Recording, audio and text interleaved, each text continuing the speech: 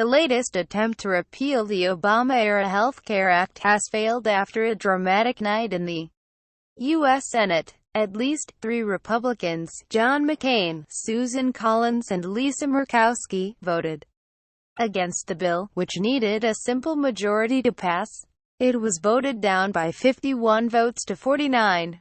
The so-called skinny repeal, which would have scaled back some of the more controversial provisions, is the third failed attempt to repeal Obamacare. Senate Majority Leader Mitch McConnell, a Republican, described it as a disappointing moment.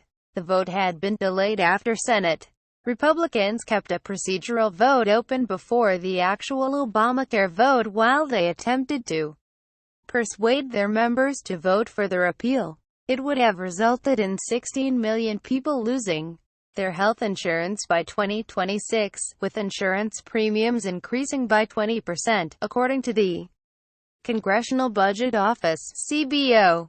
The arc of history is long, but it bends towards revenge. Just over 2 years after candidate Donald Trump mocked John McCain's Vietnam War record, noting that he prefers heroes who weren't captured, the Arizona senator stuck a dagger in President Trump's healthcare reform plans. There were gasps when Mr. McCain, after being furiously lobbied by Vice President Mike Pence, joined 2 other Republican senators in voting against the so-called skinny repeal plan, considered the bare minimum Senate Republicans could agree on, instead of a big step toward becoming law, either in its skinny form or after further negotiations with the House of Representatives. The future of Obamacare repeal has been thrown into doubt. The reality is, for now, there is no minimum level of change on which Senate Republicans can agree.